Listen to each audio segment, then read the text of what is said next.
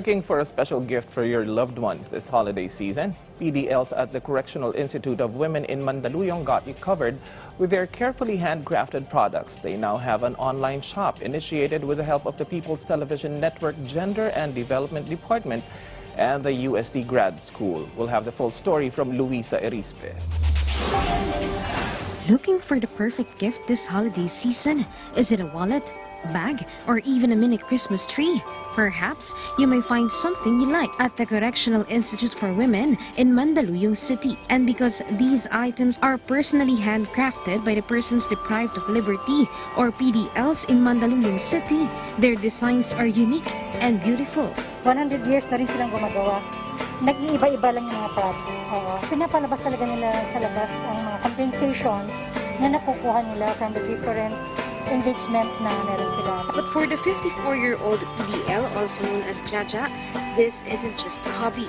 In her 20 years of weaving handcrafted bags and decorations, this became her way to ease the sadness inside a cell and to help her provide for her children, even inside the correctional. 20 years Pasko, bagong taon, birthday, lahat ng okasyon di mo kasama. Bata hanggang tumanda, di mo nakasama. Nag-asawa, nagkaanak, hindi mo nakasama. Kumbaga, big loss ang mga sayo. Naiisipin mo na sana hindi na lang nangyari yung krimen, sana hindi mo na lang ginawa. Kaso, ano na, huli na eh. Right now, there are 3,400 PDLs in CIW, and all of them are looking forward to showcase their products to a larger market. And with the help of USD Graduate School and People's Television Gender and Development, all their livelihood products are now available online through different online shopping platforms and Yugtok Creations CIW Livelihood Products Facebook page. Kulang sila sa marketing. So, since the purpose of the CIW livelihood is to give income for the persons deprived of liberty, mas okay yon to provide a marketing plan para mas ma-market nila yung products.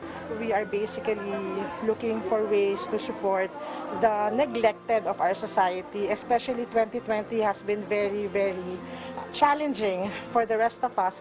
Mas challenging po para sa mga PDLs natin dito sa CIW. The Department of Health also donated 400 hygiene kits through the help of the Presidential Communications Operations Office through Undersecretary Rocky Ignacio. And with these several assistance the PDLs received from the government, their faces bear hope and determination that they will celebrate a Merry Christmas even if they're afar from their families. Luisa Erispe for The Nation.